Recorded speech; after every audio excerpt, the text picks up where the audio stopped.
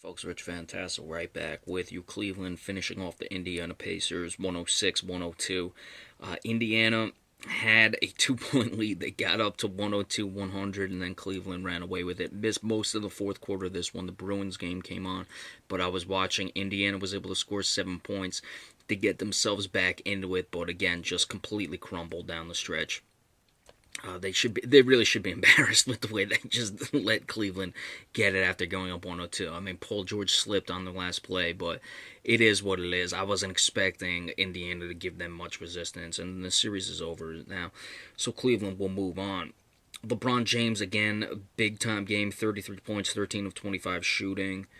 10 rebounds, 4 assists, 4 steals, 2 blocks. Kyrie Irving, 28 points. Shot 10 of 25, though. His shooting has not been good. Kevin Love, 2 for 13. Kevin Love, even, people will say, oh, when he's come to Cleveland, his numbers have gone down. He's still been a productive player, I think, at least. I mean, there have been some injuries.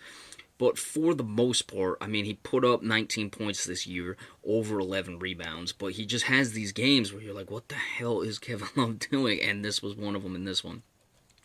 Only 4 guys played off the bench. Darren Williams had 14 points.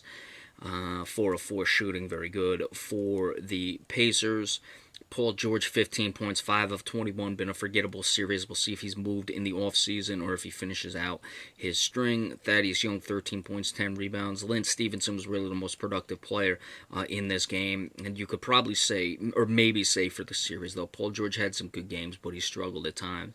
Lance Stevenson, 22 points, 9 of 15 shooting, 4 of 9. And there just wasn't enough Indiana could do against the Cleveland Cavaliers.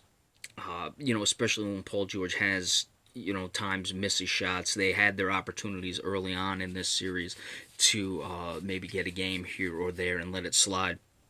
And then after that 26-point lead where they blew it, I wasn't even expecting Indiana to be that close in this game. I was expecting them to fold up 10. But they didn't. They came out and they got close but could not win and could not win a game in this series. As far as Cleveland moving forward, they've got to get Kyrie Irving and Kevin Love moving. They had, what was it, game 2, I think, was where they really played their best, in my opinion. Let's see if we can bring that up right now. One of the games I thought they played all right, but for the most part, game 2, 37 points for Irving, 14 of 27, 27 points for Kevin Love on 6 of 7 shooting, 3 of 4 from downtown, and made all of his free throws. So they had that game where they played really well, but they have to figure things out and get moving forward. They have some rest now. They would play the winner of the Bucks and the Raptors, which might look like an extended series. So in that one, I mean, they already have a game just before they play the next one.